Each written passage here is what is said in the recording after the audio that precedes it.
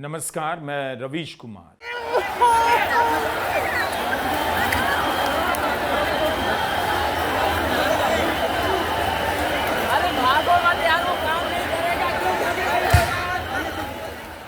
आंसू गैस के गोले से परेशान लोग इधर उधर भाग तो रहे हैं, मगर मैदान छोड़कर नहीं, अपनी आंखों को जलन से बचाने के लिए और आगे मार्च में बढ़ते रहने के लिए।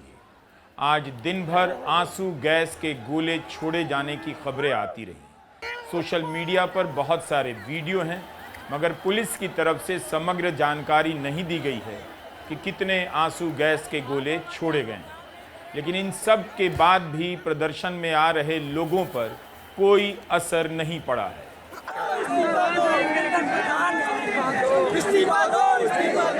जंतर मंतर पर कितने लोग आए, कहां से कैसे कैसे पहुंचे हैं, इन सवालों से ही 20 जुलाई का दिन भीगता रहा। इस वीडियो को देखिए, लोग कहां से और किस उत्साह से चले आ रहे हैं। हर तबके के युवा इस मार्च में आपको नजर आएंगे।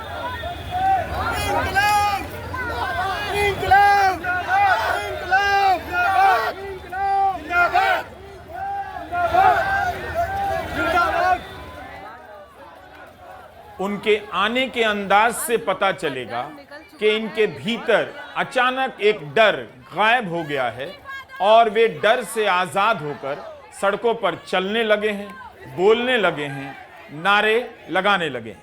ये सारे वीडियो आप तक बहुत बहुत देर से पहुंच रहे हैं, क्योंकि जंतर मंतर और उससे सटे इलाके में कोई नेटवर्क नहीं है। जिसके पास भी वीडियो है, उसके लिए वीडियो भेजना मुश्किल होता जा रहा है। इसीलिए लाइव कवरेज करना भी असंभव हो चुका है। दिन गुजर गया, जनता की बेसब्री बढ़ गई है कि क्या क्या हो रहा है, कहीं लाइव कवरेज क्यों नहीं। सुबह सुबह कैनॉट प्लेस से जंतर मंतर आने का रास्ता इसी तरह से भरा हुआ नजर आया। बस लोग चले आ रहे हैं। इतने लोग आने लगे कि मेट्रो स्टेशन बंद करने पड़े। अचानक व्हाट्सएप ग्रुप झंझना उठे कि इतने सारे लोग जंतर मंतर पर कैसे पहुंच गए।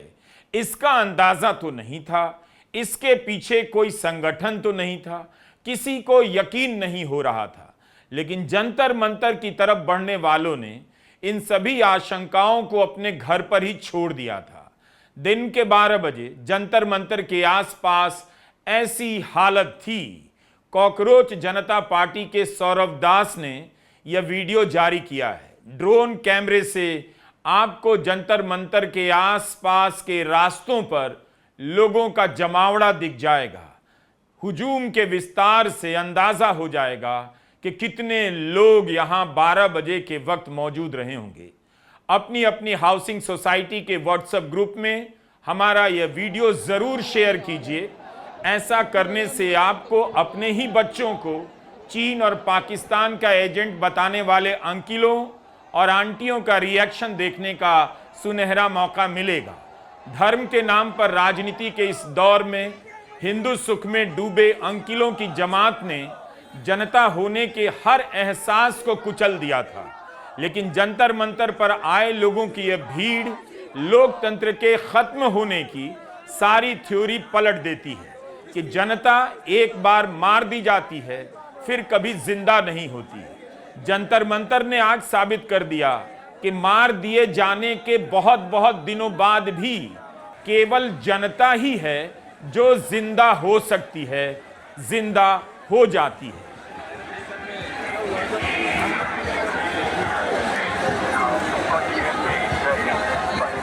पूरा देश हैरान है कि जंतर मंतर पर इतने लोग कहां से आ गए। उनकी हैरानी की एक एक वजह सही है, और अब इस बात को ध्यान से सुनिए। 20 जुलाई को भारत सरकार पहले ही दिन एक बिल पेश करना चाहती है। इसका नाम है राष्ट्रीय सम्मान अपमान निवारण विधेयक 2026, prevention of insult to national honour amendment bill. अगर कोई व्यक्ति वंदे मातरम के गायन को रोकता है या बाधा पहुंचाता है तो उसे 3 साल तक की सजा हो सकती है। 3 साल की जेल। इस प्रावधान का एक ही मकसद है, डर का एक और डोज जनता को दिया जाए, डराया जाए कि 3 साल की जेल हो सकती है। फर्जी केस होने लग जाएंगे कि फला ने वंदे मातरम गाने में बाधा डाली, इसलिए पुलिस उसे उठाकर जेल में बंद कर आई है। और ऐसा हो चुका है, इसी मोदी सरकार के दौर में हुआ है। फिल्मों के दिखाए जाने से पहले या बाद में अचानक सिनेमा हॉल में जनगण बजने को लेकर कई सारी घटनाएं सामने आने लग जाती हैं। इसे लेकर सिनेमा हॉल में हिंसा की घटना बढ़ जाती है, जबकि आदेश सुप्रीम कोर्ट का था।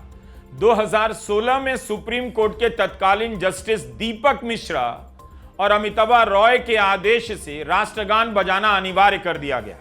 1.25 साल तक यह आदेश लागू रहा। जनवरी 2018 में जब मामला बिगड़ने लगा तो उसी बेंच ने इसे वैकल्पिक बनाया। उन्होंने कहा कि कोर्ट का यह आदेश अनिवार्य नहीं है। 1987 के जिस फैसले के आधार पर यह नया आदेश लागू हुआ, उस मामले में कुछ स्कूली बच्चों ने राष्ट्रगान नहीं गाया था, खड़े रह गए मगर गाया नहीं। तब बेंच ने कहा कि खड़े होना राष्ट्रगान का सम्मान है, उसे नहीं गाना उसका अपमान नहीं है। हमने यह बात क्यों बताई? इसलिए बताई कि इस तरह के कानून लाकर लोगों में डर बिठाया जा रहा है, जेल भेजने के नए रास्ते बनाए जा रहे हैं, उन्हें फंसाने का नया तरीका खोजा जा रहा है। आज सरकार संसद में यह बिल पेश नहीं कर पाई क्योंकि जनता सड़कों पर थी।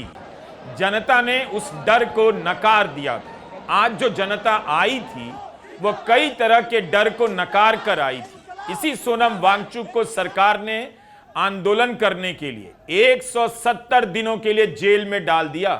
बहुत पुरानी बात नहीं है, उन पर एनएसए की धारा लगा दी गई, मगर वही सोनम वांगचुक जब जमानत पर बाहर आते हैं तो लाखों लोगों के लिए इस तरह के डर से बाहर आने का जरिया बन जाते हैं। उन्हें कोई मैनेज करना चाहता है, हो सकता है मैनेज कर ले, लेकिन उनके अनशन से सोनम वांगचुक के भीतर का भी डर निकला और उनके साथ साथ जंतर मंतर पर आ रही जनता भी डर से आजाद नजर आई।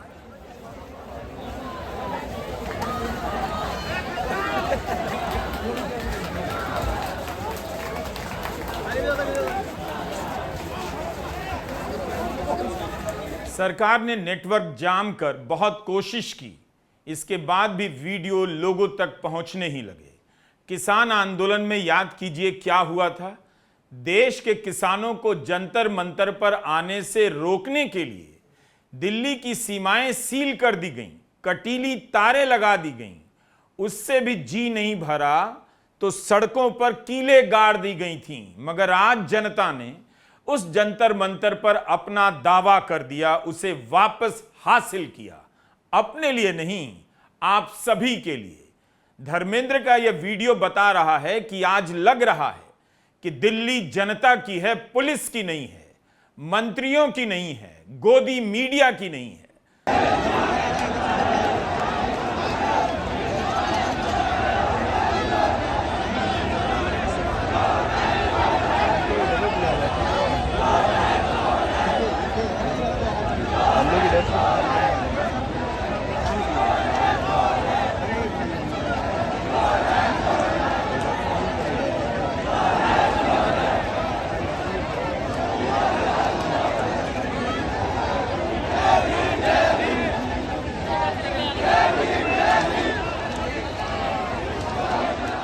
गोदी मीडिया को समझ नहीं आ रहा कि इसका कवरेज कैसे करें। लोकतांत्रिक भावनाओं को व्यक्त करने के लिए उसके पास शब्द नहीं है। क्या वह आज की जनता को चीन परस्त, पाकिस्तान परस्त बता सकता था? क्या इस भीड़ को मोदी सरकार के लिए चेतावनी कह सकता था? क्या वो कह सकता था कि मंत्री को इस्तीफा देना चाहिए और जनता की बात सुननी चाहिए? सरकार की चापलूसी में डूबे रहने वाले गोदी मीडिया के पास आज भाषा की कमी होगी कि जंतर मंतर पर आ रहे लोगों का कवरेज किस तरह की भाषा में करें। इसीलिए उसकी भाषा में संसद की ओर कूच था, मार्च को कूच लिखा जा रहा था, जबकि जनता शांति से चली आ रही थी। मीडिया इसे बवाल, हंगामे से आगे बढ़कर आपको बता ही नहीं पाया कि इस तरह के प्रदर्शन का किसी भी देश के लोकतंत्र में क्या स्थान होता है, क्या मतलब होता है। इसी दिल्ली में मार्च को कितना कलंकित कर दिया गया, देश के खिलाफ साजिश के रूप में पेश किया गया और जनता भी सरकार की तरफ खड़ी रही। आज जनता अपना विपक्ष बनकर जंतर मंतर गई। लोग मार्च करने आए, लोग मार्च कर रहे थे, नारे लगाने आए, लोग नारे लगा रहे थे।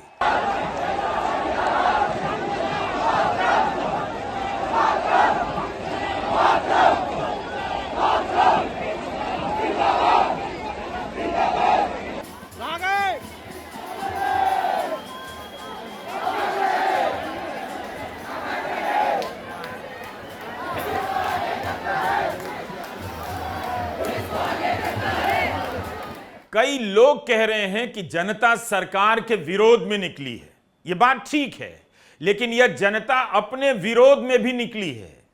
यही जनता थी जो धर्म के नशे में डूबी थी, उसके अधिकार कुचले जा रहे थे, महंगाई बढ़ती जा रही थी, जीवन स्तर में सुधार नहीं, पढ़ाई मुश्किल होती जा रही थी, लोग जेल में डाले जा रहे थे, अच्छे अच्छे पत्रकारों को चैनलों से निकलवा दिया गया, उन पर कभी भी जेल में डाल देने का खतरा बिठा दिया गया, उनके YouTube चैनलों को बंद करने के लिए तरह तरह के नियम बदले जाने लगे और जनता चुप थी, जनता सरकार के साथ थी।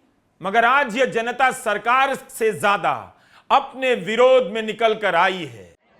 आप ध्यान से देखिए, जनता ने सरकार के समर्थक होने की वर्दी उतार दी है। जंतर मंतर पर जनता अपने विरोध में जमा होने लगी। जंतर मंतर की तरफ आने वाले केवल युवा नहीं थे, उनके पिताओं की उम्र के लोग भी चले आ रहे थे। यहां पर इतने लोग हैं कि पुलिस को मैनेज करना मुश्किल हो रहा है। इतने तरह के घरों से, इतने तरह के इलाकों से लोग आए हैं कि पुलिस अगर कठोरता से लाठी चलाती तो हर घर में कोहराम मच जाता। आप जंतर मंतर की तरफ आने वाले लोगों को देख सकते हैं। बहुत दिनों बाद जनता दिखाई दे रही है, तो आज जनता को जी भर के देख सकते हैं। जंतर मंतर के आसपास नेटवर्क इतना जाम था कि अब वीडियो आप तक लाने के लिए धर्मेंद्र को 4 किलोमीटर पैदल चलना पड़ा, ऑटो लेकर वहां तक आना पड़ा जहां नेटवर्क था। लोग पुलिस की लाठी से भाग नहीं रहे हैं, बल्कि उन्हीं लोगों में से कोई आगे आकर कह रहा है, मारो मुझ पर लाठी, मारो मुझ पर लाठी। एक युवा तो हाथ जोड़कर बैठ गया है, सर झुकाता हूं, चलाओ अपनी लाठी, चलाओ अपनी लाठी। काश उमर खालिद के लिए भी इसी तरह लोग आते, उसके साथ हुए अन्याय को लोग इसी तरह महसूस कर पाते।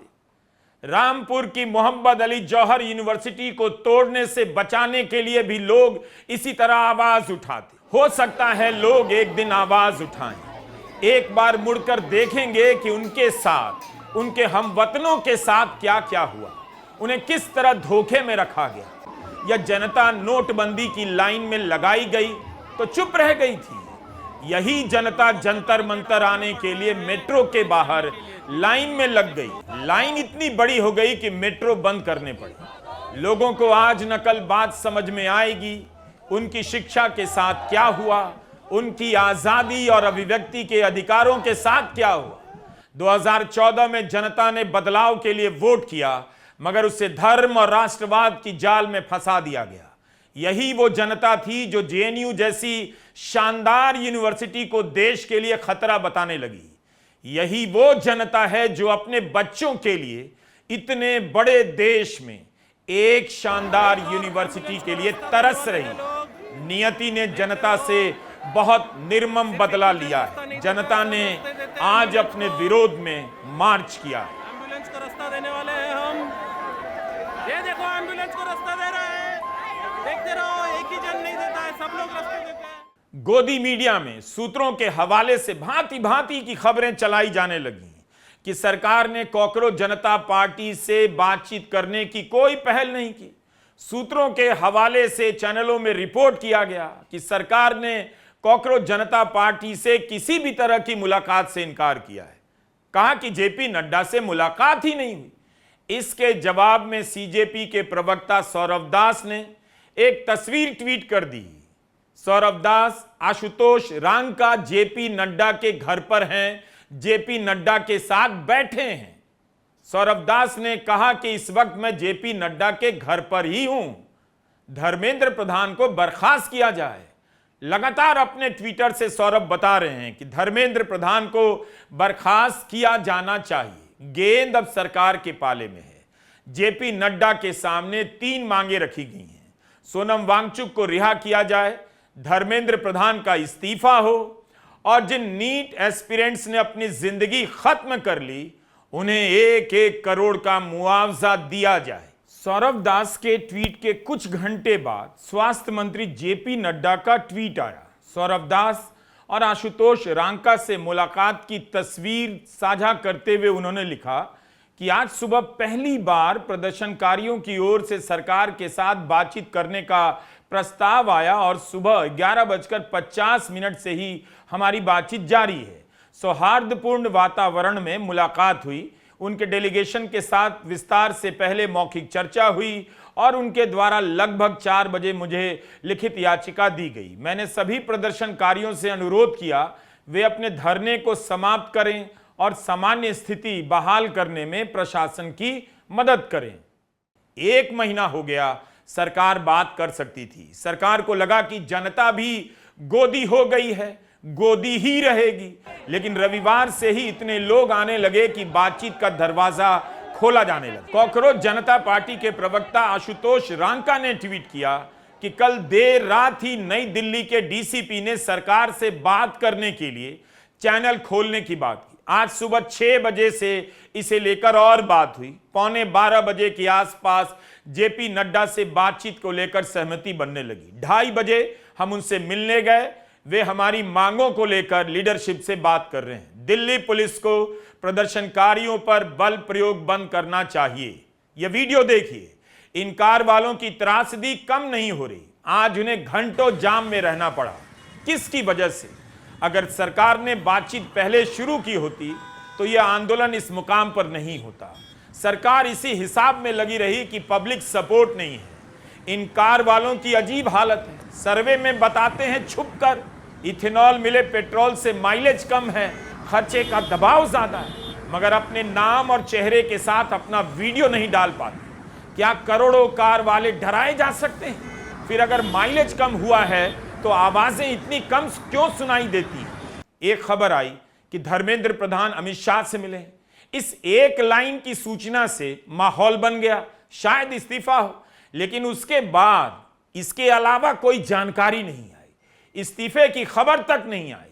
दरअसल अब किसी के पास खबर होती नहीं है। दिल्ली पुलिस के कमिश्नर बदल दिए गए, किसी को पहले से पता तक नहीं था। संकेतों में सूचनाएं दी जा रही, लेकिन जंतर मंतर पर जनता संकेतों में नहीं आई, संख्या में आई, अपनी शक्लों के साथ आई, अपने अपने जिस्मों के साथ आई। इतनी बड़ी संख्या में आई कि पब्लिक की गिनती 50,000 से शुरू होने लगी, 75,000 के पार पहुंच गई। गिनती छोड़ी, लोग इतनी बड़ी संख्या में पहुंच गए कि संसद के दरवाजे बंद करने पड़े।